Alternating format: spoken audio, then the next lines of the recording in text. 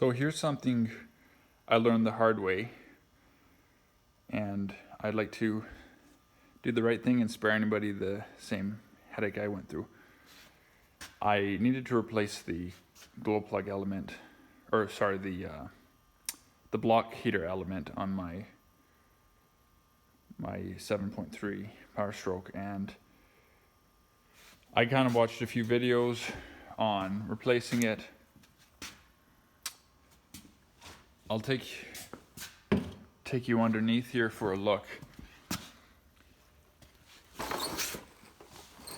I was not looking forward to it, but it was a lot worse than I was expecting it to be, mainly because I didn't really check things the way I should have. This is the new one that's in now. I finally have it in. I think it went in okay. I think everything should be okay. I also ran a new heater, I guess, wiring, the heater wiring, and both of these parts are available from Ford, and that's where I got them. And the wiring actually comes with a whole assembly. The way mine came actually even had the protective sleeve on it, so it's basically an exact replacement for the original. So yeah, it's just the end that plugs in is just tucked in there, just so I didn't try not to get it wet. But when you take this out, you got to be ready.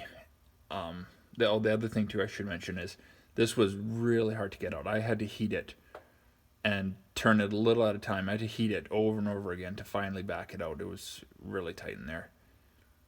And the line here, though, connects to there. Then right along the frame here, it comes with the little Christmas tree tabs that you poke through the holes. And so there's one there. Then it goes up here. I'll grab my light.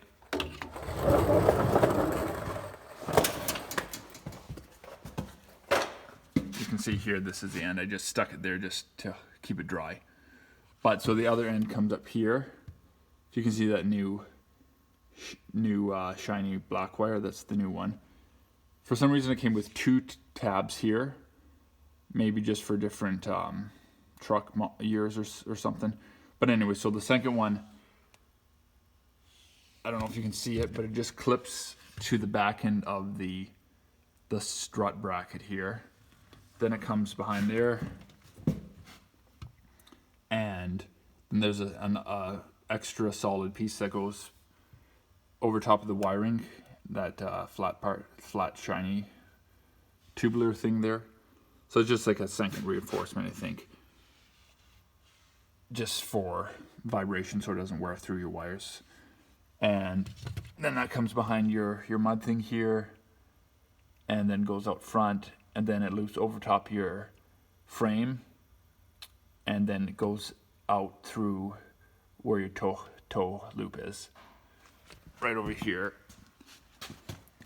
So it comes over your frame back there, then it comes around, and so where you see the wire come down there is coming over top of the frame, and then right down in there, there's another tab that clips into the frame, at least on my truck. And then from there, I guess you just left to kind of loop it through however you want.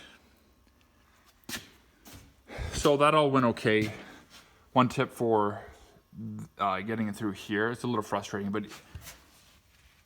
depending on how your truck is, I guess it might vary truck to truck, but I actually found it easy to, before you try putting the new one on or taking the old one off, just along the edge of this mat, if you take some snips and just kind of cut away a little bit, especially right here, because you got to, there we go, right in that spot there, kind of where you see it poking through there is really difficult to try to feed it through there. So let me just see, right here, I didn't do it, but I would do it in the future, is just to kind of cut a little open in there, because you actually got to feed that wire all the way through here, and then you got to bring it over and tuck it around, if you're going to do it the way it was, at least.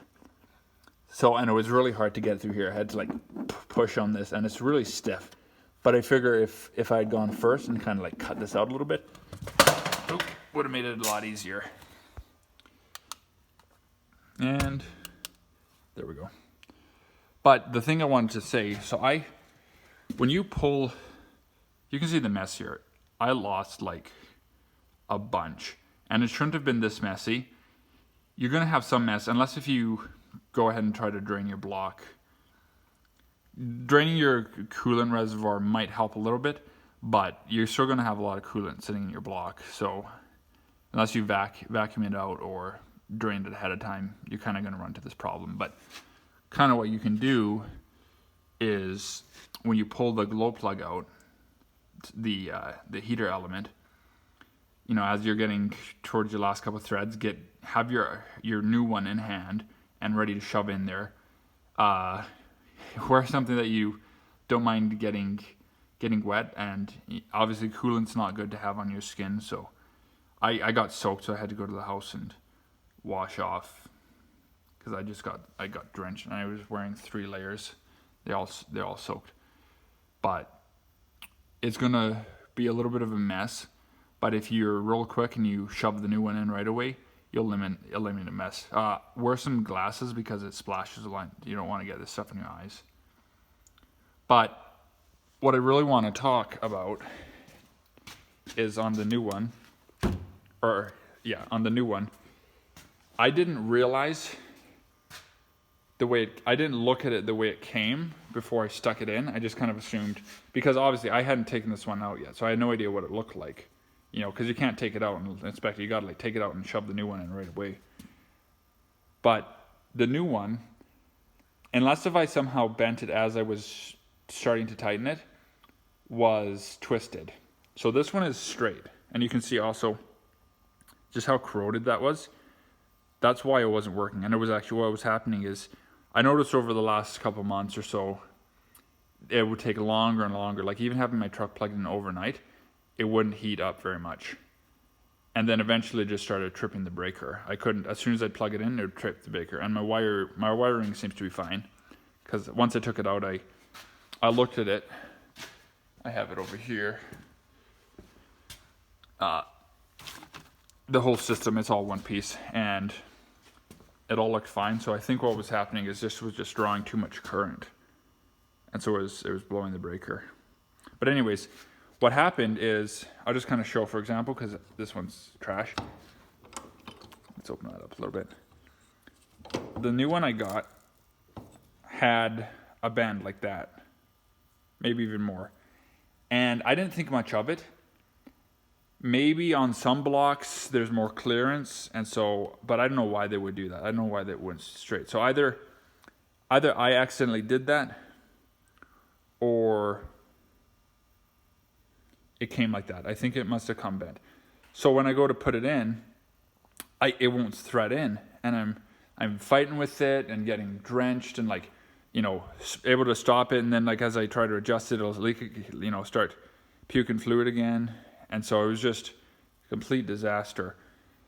So finally I was like, okay, this is not going in. Obviously something's wrong. So I pull it out, shove this one back in, and I go to look at the other one. Sure enough, it's twisted. So as it's going in, it's hitting, you know, the inside of the block, the coolant passage, and so it's not able to center to thread in. So I straightened it in, and straightened it out, and it went in. So just a tip, before you go to put yours in, check it, make sure it's perfectly straight. If you need, it's pretty easy to bend. Just be careful you don't over bend it, because you don't want to crack the copper. It's just copper underneath this. And like obviously, unless you're going to drain your block, it's not really an option to take this out, clean it, and put it back in kind of thing, because you'd lose all your coolant doing that. So unless if you're going to already do that, but if your goal is just to replace it, just replace it. And then I'm just going to, I don't know, I might hang on to this just for future, but I don't know. It looks like it's in good shape, more or less. There's a lot of corrosion on it that might clean off. This might still work. I don't know. So maybe I'll hang on to it. Maybe I can bench test it and see what's going on. But I just put a new one on. It was about $130, I think, for a new one of these. So, all right. I hope that helps somebody, and you can learn from my my folly. And yeah, it's a big mess. I guess I would say if your coolant even remotely needs to be changed, maybe just go ahead and instead of like trying to do this the hard way, maybe drain your coolant. I don't know, if you have access to some sort of vac system, maybe vacuum it out. And then instead of sitting under there trying to fiddle with this, just pull it out, get a pan under there, drain whatever you can, and then mess with trying to sort the new one out. But those are a couple ways to do it. Had it not been for this, it would not have been that bad. But me not checking or thinking, because I had no way of knowing that it wasn't supposed to be bent like that. It came like that. So it's not, as far as I know, for me, at least with this block, it would not thread in. So make sure this is perfectly straight. All right, thanks for watching. If you like this, subscribe if you'd be so kind, and share this with anybody who might benefit from this. And thanks for watching.